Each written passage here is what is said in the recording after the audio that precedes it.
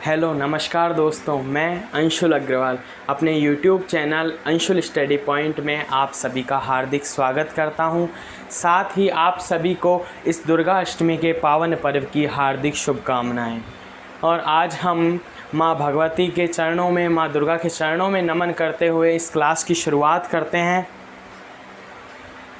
तो हम पिछली वीडियोज़ में, पिछले जो कि क्लासेस थी, उनमें हम कुछ क्वेश्चंस हमने मतगणना पर आधारित, कुछ क्वेश्चंस परीक्षाओं पर आधारित तथा जो कि क्वेश्चंस वर्तमान मूल्य, प्रारंभिक मूल्य से रिलेटेड थे, उन क्वेश्चंस पर हमने चर्चा कर ली थी। उस प्रकार के क्वेश्चंस हमने कर लिए थे।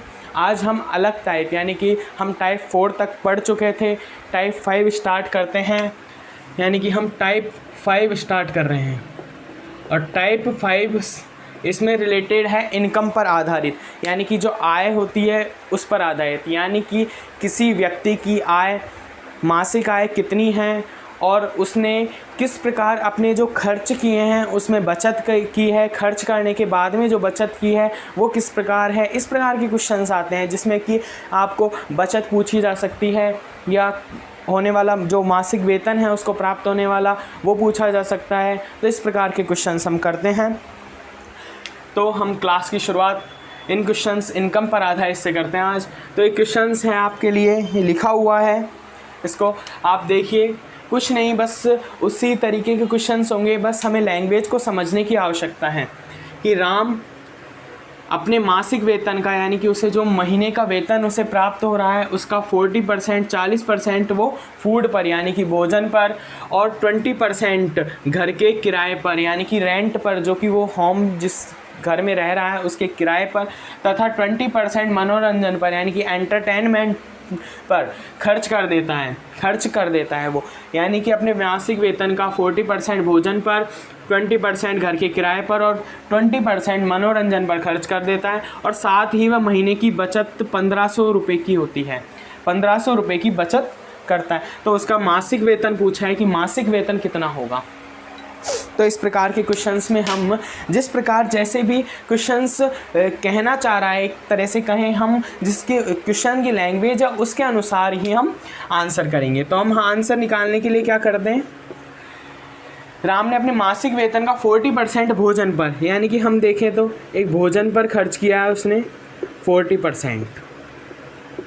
उसके बाद में हम प्लस करें घर के किराए पर, यानी कि रेंट पर कहें तो रेंट पर उसने कितना खर्च किया है, 20%।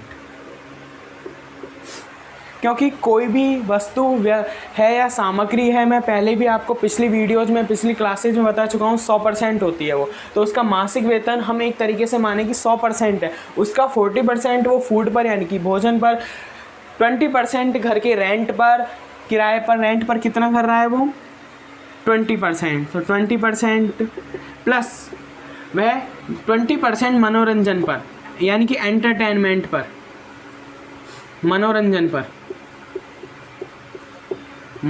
पर वो कर रहा है 20%। बस जैसे क्वेश्चन कह रहा है उस हिसाब से हम लिख लेते हैं, या एक तरीके से देखेंगे तो हमें आंसर अपने आप निकलने की कहें तो एक पता चल जाएगा कि किस प्रकार क्वेश्चन का हल होगा। तो ये हो गया 20% मनोरंजन पर खर्च करता है, साथ ही वो महीने की 1500 रुपये की बचत करता है। यानी कि ये सारे खर्च करने के बाद में, ये सब वो व्यय कर रहा है या खर्च कर रहा है, इन पर अपना उपभोग कर रहा है कहने को है। उसके बाद में वह 1500 रुपये की यानी कि 1500 रुपये की बचत करता है, उसकी बचत होती है वो मासिक। तो उसका मासिक वेतन पूछा है कि जो कि 100% हम सोच रहे हैं, हम पहले भी बता चुके हैं कि कोई भी सामग्री है उसको हम 100% ही मानेंगे। तो ये क्या हुआ, इसका हम टोटल निकालें। अब टोटल देखो, इसका 40%, 20% और 20%, यानी कि इसको हम ऐड करें तो कितना आ जाएगा 80%। यानी कि उसका हम देखें तो 80% तो क्या हो जाता है, खर्च हो जाता है। ये उसका खर्च है, ये क्या है, खर्च। राम है, उसका खर्च कितना है 80%, किसका, अपने जो मासिक वेतन है उसका 80% तो वो खर्च करता है। उसके बाद में अब हमें पता चला कि जब 100% है, कोई भी वस्तु है, कोई भी है, तो उसका मासिक वेतन जब 100% है, उसमें से 80% वो क्या कर रहा है, खर्च कर रहा है। तो कितना बचेगा, 20% उसकी क्या होगी, बचत होगी। इस बात को समझेंगे हम। 100% है उसका मासिक वेतन, उसमें 80% खर्च हो गया, 20% क्या होगी, बचत होगी, क्योंकि 80% हमने यहाँ से काउंट किया है कि 80% क्या है, खर्च हो गया, तो क्या हुआ 20% क्या हुई, बचत हुई। और हमें 20% बचत देखो इज इक्वल टू दी हुई है 1500 के। और फिर इससे आगे तो शायद ही समझाने की ज़रूरत होगी आपको, क्योंकि हम बहुत क्वेश्चन ऐसे कर चुके हैं जो कि इससे रिलेटेड हैं। हमें जब परसेंटेज इज इक्वल टू में वैल्यू मिल जाती है तो हम वहाँ से 1% की वैल्यू निकालते हैं, और 1% की वैल्यू निकालने के बाद में पूछे गए क्वेश्चन के अनुसार, इसमें मासिक वेतन पूछा है, तो मासिक वेतन जब 100% हमने मान लिया है तो 100% से यानी कि 100 से हम मल्टीप्लाई कर देंगे। तो इसमें अब क्या करेंगे, 20%, यहाँ से 20% की वैल्यू कितनी हुई, ये यहाँ से 20% की वैल्यू आई। यहाँ से हम 1% की वैल्यू निकालेंगे और इसका डिवाइड करेंगे, डिवाइड करने पर आएगा 75। 1500 में 20 का डिवाइड करेंगे 75, तो यहाँ से हमें 1% की वैल्यू पता चली कि 1% की वैल्यू 75 के इज इक्वल टू है। तो अब हमें क्या करना है, 100% निकालना है, क्योंकि मासिक वेतन पूछा है। तो मासिक वेतन के लिए हम क्या करेंगे, मासिक वेतन निकालना है, और मासिक वेतन हम मान रहे हैं कि 100% था, तभी तो हमने उसमें से 80% खर्च निकाला है उसका, और 20% जो बचत है वो निकाली, और 20% बचत 1500 के इज इक्वल टू दी गई है। हमने यहाँ से 1% की वैल्यू निकाली है। उसके बाद में मासिक वेतन 100% है, और 100% की हम वैल्यू कैसे निकालेंगे, 1% की वैल्यू 75, इसको हम मल्टीप्लाई कर देंगे 100 से। उसके बाद में हमें क्या आएगा, 7500, ये क्या आ जाएगा, आंसर हमें मिल जाएगा 7500 रुपये। ये क्या आ जाएगा, आंसर आ जाएगा आपका। अब इस प्रकार के क्वेश्चन में किसी भी प्रकार की प्रॉब्लम नहीं होनी चाहिए, क्योंकि हम कहें तो बस इस चीज़ को हमें समझने की आवश्यकता है। बाकी यहाँ से तो हम जब परसेंट के इज इक्वल टू में कोई भी वैल्यू दी हुई है तो वहाँ से हम 1% की वैल्यू निकाल कर और आंसर करना हमें आता है, क्योंकि हम पिछली क्लासेज में बहुत क्वेश्चन ऐसे कर चुके हैं। हमने वर्तमान मूल्य, प्रारंभिक मूल्य में भी इस प्रकार के क्वेश्चंस किए थे। उससे पहले हमने कहें तो परसेंटेज बेस पे यही समझा था कि परसेंटेज के इज इक्वल टू में वैल्यू है। इसके बाद में हम मतगणना पर आधारित यानी चुनाव पर आधारित क्वेश्चन में भी देख लिया था। परीक्षा पर आधारित जो कि स्टूडेंट्स के फेल या पास होने की कंडीशंस थी उस पर आधारित भी हमने क्वेश्चंस देख लिया था। तो ये हो गया। अब यहाँ से मासिक वेतन है उसका 7500 रुपये, ये क्या हो गया, उसे 7500 रुपये उसका मासिक वेतन आ गया। तो ये समझ में आ गया होगा। अब हम नेक्स्ट क्वेश्चन की तरफ चलते हैं।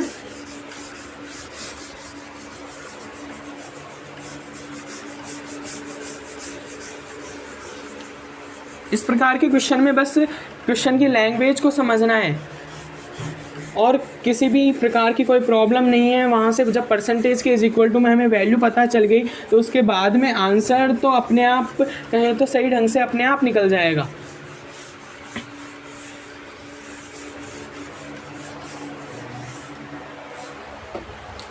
तो हम एक नेक्स्ट क्वेश्चन करते हैं। यदि एक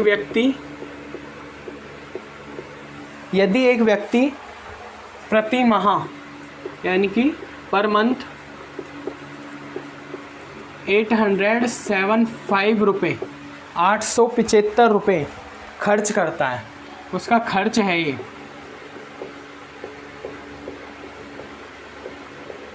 खर्च करता है एक व्यक्ति प्रति माह 875 रुपये खर्च करता है और अपनी आय का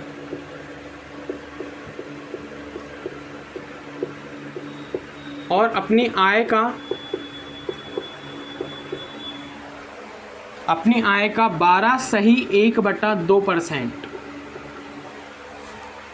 की बचत करता है। अब हमें क्या दिया है, टोटल करके दिया है। पहले हमें पिछले क्वेश्चन में क्या था, अलग अलग वैल्यूज़ दी हुई थी, यानी 20% मनोरंजन पर, 20% घर के किराए पर और 40% भोजन पर। इस प्रकार से अलग वैल्यूज़ दी हुई थी, हमने उनको ऐड किया और उसके बाद में हमें खर्च पता चला कि इतने % खर्च है, और फिर बचत हमने निकाली, उसके बाद में हमने वैल्यू निकाली। इसमें प्रति माह खर्च दिया हुआ है 875 रुपये और अपनी आय का 12/2%, यानी कि बोले तो 12.5% की क्या करता है, वो बचत करता है अपनी आय का। तो उसकी मासिक आय क्या है, ये पूछा है क्वेश्चन, वही पूछा है। तो उसकी मासिक आय क्या है, मासिक आय क्या है, वही 100% की वैल्यू कहें तो मासिक आय पूछिए। तो हम क्या करेंगे, वही हमें अगर परसेंटेज के इज इक्वल टू में वैल्यू पता चली तो हम आंसर निकालेंगे।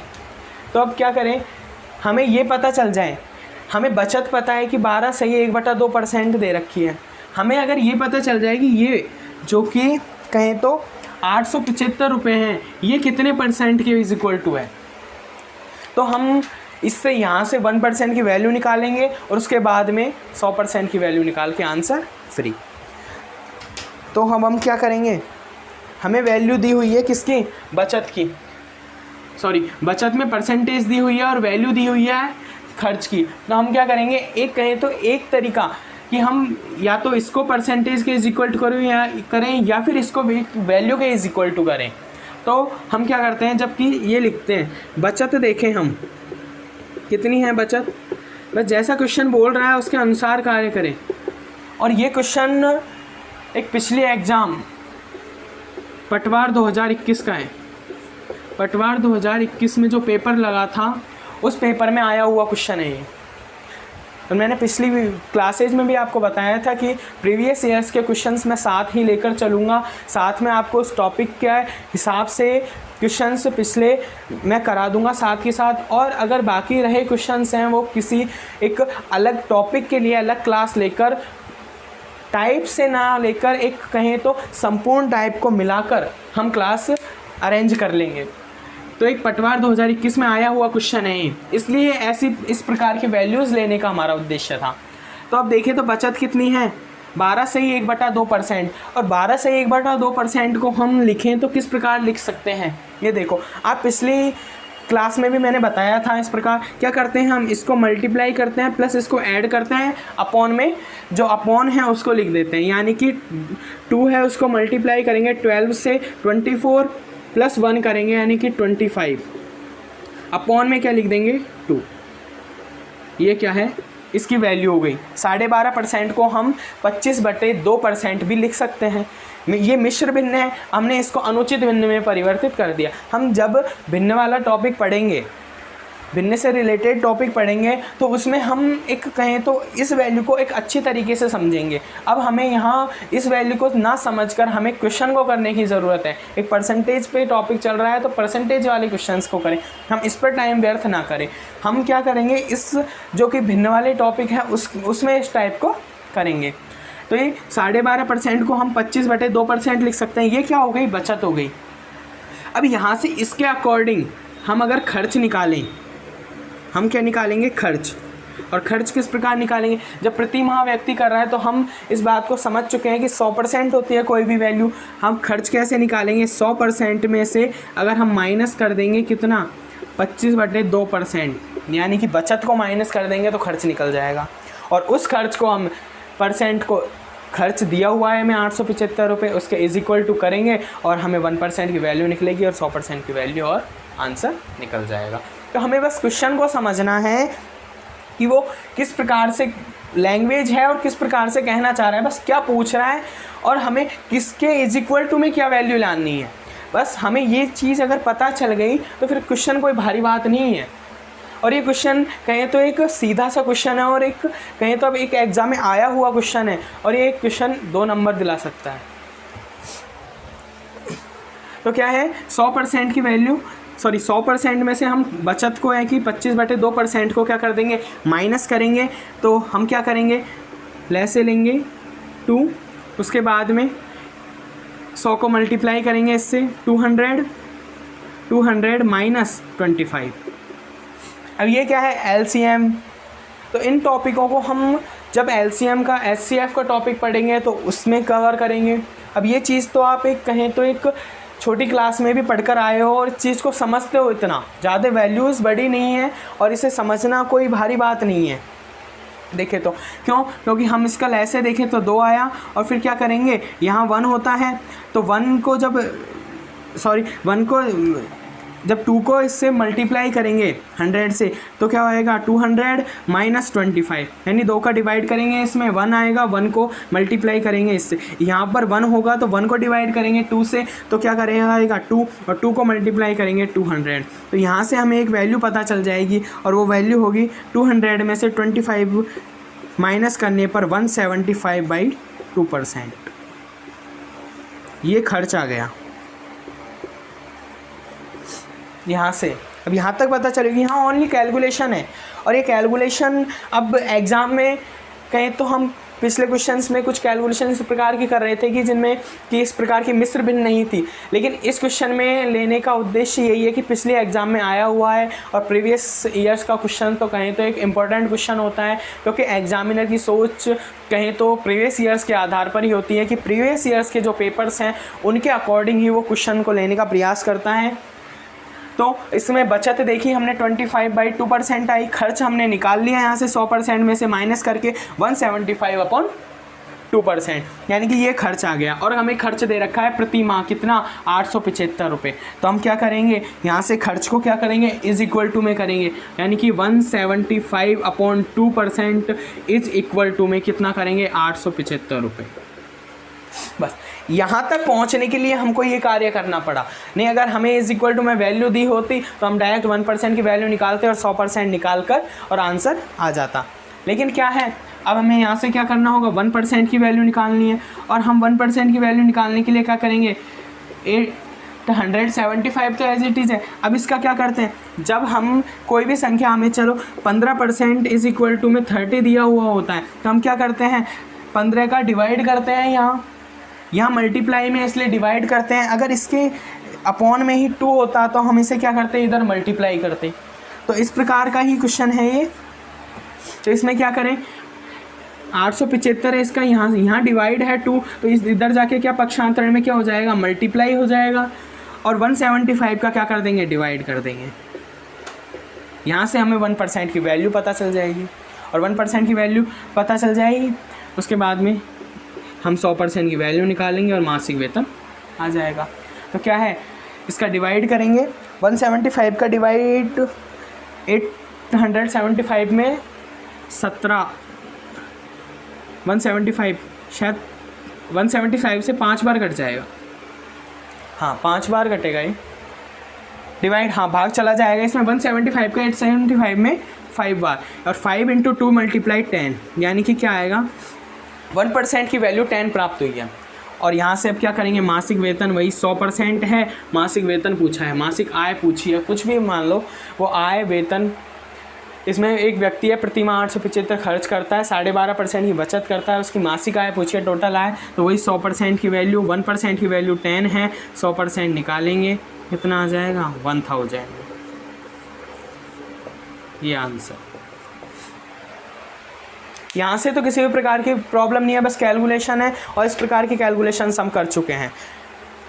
और इस क्वेश्चन को कराने का उद्देश्य बस यही था कि पिछले एग्ज़ाम में प्रीवियस ईयर्स के पेपर में आया हुआ है तो आपको समझ में आ गया होगा। बस एक कहीं तो संख्या का चेंज है, अगर इसकी जगह 25 डायरेक्ट दे देता अपॉन में 2 नहीं देता तो हम 25 को डायरेक्ट 100 में से माइनस कर देते और 75 प्राप्त होता, 75% को इज इक्वल टू में 75 के करते, 1% की वैल्यू निकालते और 100% की वैल्यू निकालते। तो बस इस क्वेश्चन में क्या है कि थोड़ी सी कैलकुलेशन टफ की है और किसी भी प्रकार की कोई प्रॉब्लम नहीं। तो हम नेक्स्ट क्वेश्चन पर चलते हैं।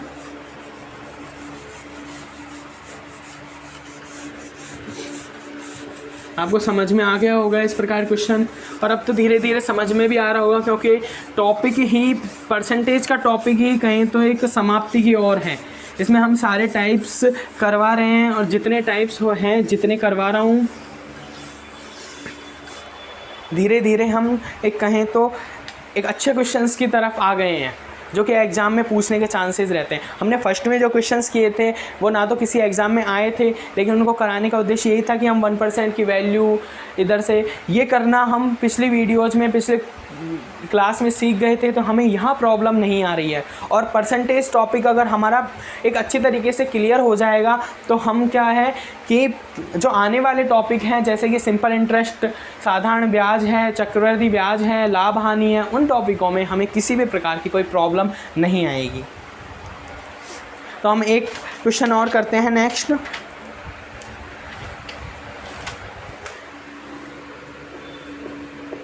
कि अंकित अपनी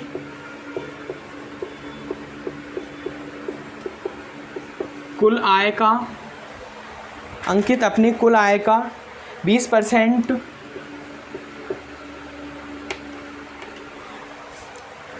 अंकित अपनी कुल आय का 20% मकान के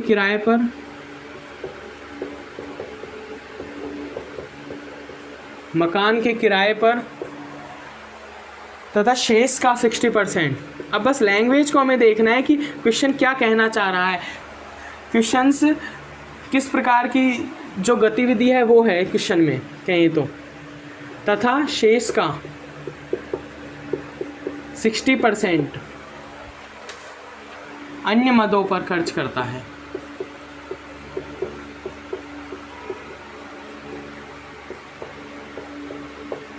अन्य मदों पर खर्च करता है तथा 3200 रुपये की बचत करता है, यानी कि 3200 रुपये की बचत करता है। 3200 रुपये की बचत करता है, तो कुल आय क्या है। अब इन क्वेश्चनों में ज़्यादातर यही पूछी जाएगी, कुल इनकम क्या है, या फिर उसका मासिक वेतन टोटल कितना है, क्या है, इस प्रकार के क्वेश्चन ही इसमें आते हैं। तो क्या है कि अब क्वेश्चन को समझो, बस क्वेश्चन की लैंग्वेज को समझना है, बाकी आंसर निकालने में किसी भी प्रकार की प्रॉब्लम नहीं होगी। हम पिछले क्वेश्चंस में कर चुके हैं इस प्रकार। अंकित अपनी कुल आय का 20% मकान के किराए पर तथा शेष का। अब ये जो वर्ड है, इस वर्ड पे अगर ध्यान नहीं दिया तो मतलब क्वेश्चन का हो गया, आंसर गलत ही निकलेगा, ये ध्यान रखना। बस इस वर्ड पे ध्यान देना है, इसलिए क्वेश्चन को अच्छी तरीके से हमें पढ़ना है कि अंकित अपनी कुल आय का 20% मकान के किराए पर तथा शेष का 60% अन्य मदों पर खर्च करता है और 3200 रुपये की बचत करता है। यानी कि हमें ये पता चल जाएगी 3200 रुपये कितने परसेंट के इज इक्वल टू है, तो हम टोटल आय निकाल लेंगे। अब हमें ये पता करना है ये कितने परसेंट के इज इक्वल टू है, तो हम क्या निकाल लेंगे, इन टोटल खर्च निकालेंगे उसके बाद में। अब देखो 100% है कोई भी क्या, अब इसमें पूछा है कि आय क्या है, तो इनकम हमने 100% मान ली। आय क्या है, 100% है। और 100% में से कुल आय का 20% मकान किराए पर, यानी कि 20% वो खर्च कर रहा है मकान के किराए पर। अंकित 20% मकान के किराए पर खर्च कर रहा है तथा शेष का, अब ये देखो कितना बचा है, 80% बचा है। बस इस चीज़ को ध्यान रखो। अब डायरेक्ट अगर आपने 60% कर दिया तो मतलब क्वेश्चन का आंसर गलत ही होगा, सही होने के किसी भी प्रकार के कोई चांसेस नहीं रहेंगे। तो अब क्या करना है कि 20% जब मकान के किराए पर खर्च होते हैं, और कहा है कि शेष का 60%, तो अब बचा कितना है, शेष 80% ही बचेगा। जब 100% में से 20% मकान के किराए पर हो गया तो 100% में से 80% बचा। अब कहना चाह रहा है शेष का 60%, यानी कि 80% का 60%, इसका 60% किस पर, अन्य मदों पर खर्च हो रहा है। तो अब हम क्या निकालेंगे, 80% का हमें क्या निकालना होगा, 60%, यानी कि 80 है। कहने का मतलब है कि 100 रुपये थे, 20 रुपये खर्च हो गए, 80 रुपये बचे हैं। अब 80 रुपये का हमें 60% निकालना है, जो कि अन्य खर्च हो रहा है। तो हम क्या करेंगे, इस 80 का 60% निकालेंगे, और वही निकालने के लिए क्या करेंगे, 80 का यानी मल्टीप्लाई 60 अपॉन 100। वहीं 2 0 से 2 0, यह आएगा 8 × 6 यानी कि 48। अब 48 क्या है, 48%, क्यों यहाँ भी तो परसेंट थी ना, 48% यानी कि खर्च करता है। अब अगर हम इसी जगह पे 60 कर देते तो 12% का अंतर आता, वो 12% ही क्वेश्चन के आंसर को गलत करने तक सहायता करता कहीं तो हमें ये ध्यान रखना है कि क्वेश्चन की लैंग्वेज क्या कह रही है कि शेष का 60% बोला है, यानी कि 80% का हमें 60% बोला है, जो कि 48%। तो हम टोटल खर्च देखें, टोटल खर्च देखें तो कितना हो जाएगा, 20% तो मकान के किराए पे और प्लस के 48%, प्लस का 48%, तो यानी कि कहें तो 68%। ये टोटल क्या है, खर्च है, खर्च आ गया टोटल। अब यहाँ से टोटल खर्च आया है तो बचत कितनी होगी, बचत देखें तो 100 में से क्या करेंगे, माइनस करेंगे 68%, और 68% माइनस करने के बाद में 32%। बस यहाँ तक समझ में आया होगा आपको, और इसमें किसी प्रकार की कोई प्रॉब्लम नहीं है, बस यहाँ तक क्वेश्चन को समझना है, और इसके बाद में तो वैल्यू दी हुई है, उसके बाद में निकालनी है, बस कुछ भी नहीं है। तो क्या होगा, 20% मकान के किराए पर तथा शेष का यानी कि 80% का 60% निकालना है हमें, जो 48%। तो टोटल खर्च निकाला क्योंकि 48% खर्च है और 20% खर्च है, तो क्या होगा 68% क्या हुआ, टोटल खर्च हुआ, टोटल एक्सपेंडिचर हुआ। तो क्या हुआ, और बचत देखें हम तो क्या हुई 32%। अब हम यहाँ से देखें तो 32% किसके इज इक्वल टू दी हुई है, यानी बचत है वो किसके इज इक्वल टू दी हुई है, 3200 के। और यहाँ से हम क्या करेंगे, 1% की वैल्यू, इसमें 32 का डिवाइड करेंगे 100 आएगा, 1% की वैल्यू आ गई। इसके बाद में क्या करेंगे, हमें चाहिए 100% की वैल्यू, क्यों, क्योंकि कुल आय पूछिए देखो टोटल, और टोटल आय हमें कितनी मानी है, 100%। तो 100% यानी कि 1% की वैल्यू 100 है, इसको हम मल्टीप्लाई करेंगे 100 से, इसके बाद में आएगा 10,000, ये आंसर। अब बताओ इसमें किसी प्रकार की कोई प्रॉब्लम हुई क्या, अब नहीं होगी इस प्रकार की प्रॉब्लम्स क्वेश्चन में। अंकित अपनी कुल आय का 20% मकान के किराए पर, बस लैंग्वेज को समझनी है हमें, क्वेश्चन की क्या कहना चाह रहा है। इसकी जगह ही अगर इस वर्ड को हटा देता, यानी कि इस वर्ड को गायब कर देता तथा 60% लिख देता, तो इस क्वेश्चन का आंसर ही चेंज हो जाता। हमें डायरेक्ट 60% और 20% यानी फर्स्ट क्वेश्चन जो हमने किया था इनकम पर आधारित, उस हिसाब से वो क्वेश्चन हो जाता। तो अंकित अपनी कुल आय का 20% मकान के किराए पर तथा शेष का 60%, अब शेष कितना है, 80% बचा, तो 80% का हमें 60% निकालना है, जो कि 48% आया। और 48% अब क्या हो गया, टोटल खर्च हो गया कितना, 48% प्लस 20% इज इक्वल टू में 68% क्या हो गया, टोटल खर्च हो गया। यानी कि हम देखें तो ये टोटल खर्च आएगा कितना, 68%। अब हम यहाँ से बचत निकालेंगे, खर्च प्लस बचत ही इज इक्वल टू में आय होती है। तो आय हम कितनी है, 100% मानी है, 100% में से 68% जब माइनस करेंगे तो 32% आएगा। अब ये 32% क्या है, बचत है, और बचत हमें दी हुई है कि 3200 रुपये की वो महीने में बचत करता है। तो क्या है, 32% को 3200 के इज इक्वल टू किया, यहाँ से 1% की वैल्यू निकाली, और इससे आगे तो हमें 100% की वैल्यू निकालना आता है। बस यहाँ से कितनी आई वैल्यू, 10,000 आंसर। तो आपको समझ में आ गया होगा इस प्रकार के क्वेश्चंस, और इस पर ही आधारित और नेक्स्ट टाइप पर आधारित हम क्वेश्चन अगली वीडियो में करेंगे, अगली क्लास में करेंगे। तो आज के लिए क्लास इतनी है। आप इस चैनल को सब्सक्राइब करें और बेल आइकन को प्रेस करें, जिससे कि वीडियो का नोटिफिकेशन आप तक तुरंत पहुंच सके, और वीडियो को ज़्यादा से ज़्यादा लाइक करें, शेयर करें, जिससे कि इस क्लास के बेनिफिट्स आप तक पहुंच सके। क्लास रेगुलर बेस पर हो रही है और रेगुलर ही चलती रहेगी, और हम सारे टॉपिक कवर कर लेंगे इस क्लास के जरिए। तो ठीक है, आज के लिए क्लास को यहीं समाप्त करते हैं। जय हिंद, जय भारत।